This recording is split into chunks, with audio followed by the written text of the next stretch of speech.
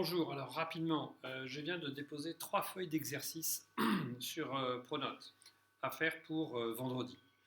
Alors je vais vous donner les détails parce qu'évidemment, si c'est brut comme ça, c'est un peu compliqué, c'est un peu bizarre, mais voilà. Ça, c'est la première feuille. Comme vous voyez, c'est vraiment. Alors je sais bien que vous ne voyez pas très bien, mais il n'y a pas moyen de faire autrement. Je viens de passer un quart d'heure dans toutes les salles à essayer les réglages, les machins. Il y a toujours ça qui apparaît en plein milieu, sauf si on met l'ordinateur à 2 enfin la caméra à 2,50 m de hauteur. Mais alors là, voilà. Donc pour l'instant, c'est comme ça. Simplement, cette feuille-là, donc c'est une des 3 feuilles que j'ai déposées. Il y a 3 feuilles d'exercice déposées en travail à faire pour vendredi. Ça, c'est la première feuille. Ça, c'est une feuille très simple. Vraiment, c'est pour ceux qui ont un peu de mal. On vous rappelle les formules et on vous dit, là, dans ce triangle-là, première question, quel est le côté opposé à l'angle X, quel est le côté adjacent, etc., etc. Écrire la formule avec l'angle A, B, C, etc. C'est vraiment facile. Donc ça, c'est la première feuille pour ceux qui ont un peu de mal. Et tout le monde l'a fait, mais peut-être pas forcément en entier. Vous faites le début pour voir de quoi il s'agit. Il s'agit de repérer le cos, le sin, la tangente, avec les angles, avec les côtés opposés, adjacents, etc. Deuxième feuille. Ça, ce sont des exercices de calcul bête et méchant. Ici, vous avez, alors je ne sais pas si vous voyez bien, je suis désolé, mais voilà, je n'arrive pas à faire autrement. Ici, vous avez un triangle ABC, on vous donne l'angle 50 degrés, on vous dit que ça vaut 6 et calculer BC. Bon, donc il va falloir faire du sinus, du cosinus ou de la tangente, j'en sais rien, vous regardez, vous essayez. C'est plein de petits exercices, je ne sais pas combien il y en a, mais il y en a 11 là. Il y en a peut-être une quinzaine de petits exercices très simples. Donc, j'en corrigerai quelques-uns de tous ces exercices. Pas tous peut-être, sauf si vous avez une question particulière, mais sinon, a priori, j'en corrigerai quelques-uns.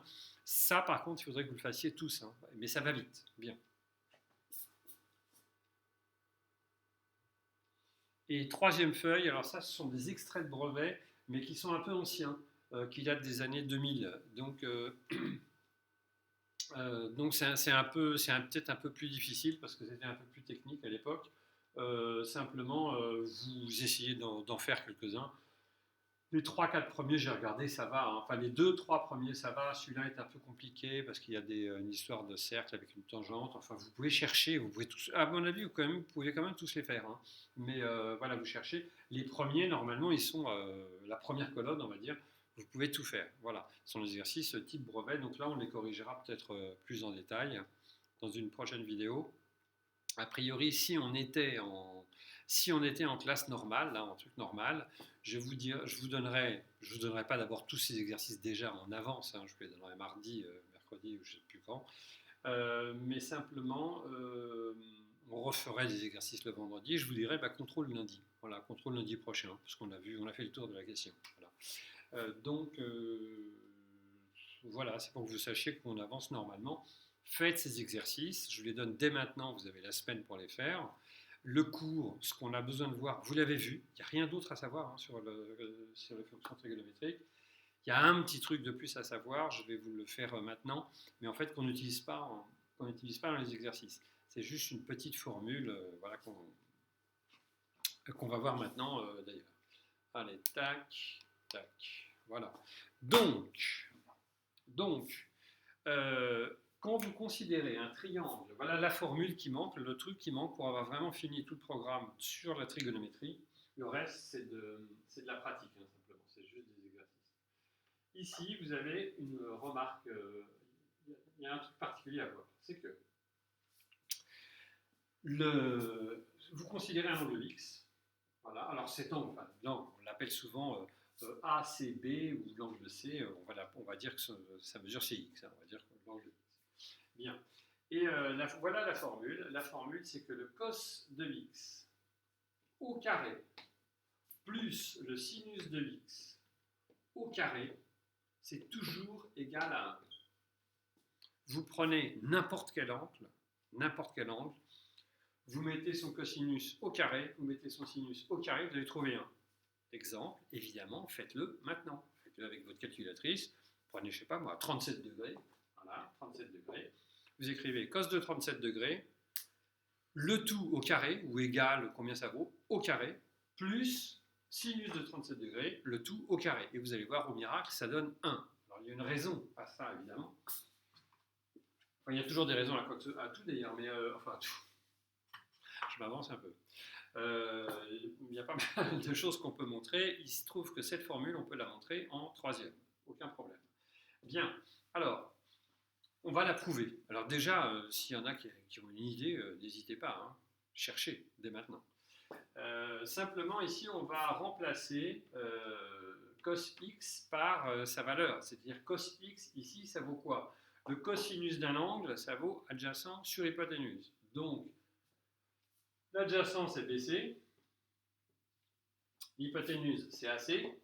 Tout ça au carré. Plus, faites la même chose ici. Faites la même chose ici. Remplacez par les valeurs. J'attends, pause, stop, c'est fait. Voilà. Et maintenant, donc sinus x, ça vaut le sinus, c'est bien l'opposé sur l'hypoténuse. Donc AB sur l'hypoténuse, c'est-à-dire toujours AC, le tout au carré. Alors, j'ai oublié de vous préciser, pour démontrer cette formule, je ne mets pas que ça vaut 1. Je calcule ça et je dois trouver 1. Si je trouve 1, c'est bon. Si je ne trouve pas 1, c'est qu'il y a un problème. On est d'accord? Donc, ça, c'est égal à combien? Pareil, pause, vous faites. Hein. Le carré, je le distribue en haut et en bas. Ça fait BC carré sur AC carré plus AB carré sur AC carré. Ok, pause, pareil, vous continuez. Alors essayez de continuer là, c'est facile en fait. Hein. Enfin, c'est facile. Oui, enfin, j'en sais rien. Donc, ça fait BC carré. Vous remarquez que c'est deux fractions qui ont, deux quotients plus exactement, qui ont le même dénominateur. Donc je peux les additionner.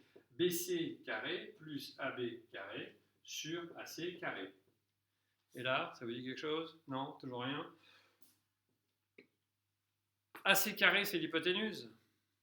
Or, dans un triangle rectangle, théorème de Pythagore, l'hypoténuse au carré est égale à la somme des carrés des autres côtés. Donc, alors là, on peut écrire, mais le triangle ABC est rectangle en quoi? B, virgule, donc, d'après THM de Pitt, le T de Pitt, eh bien AC au carré est égal à BC au carré plus AB au carré.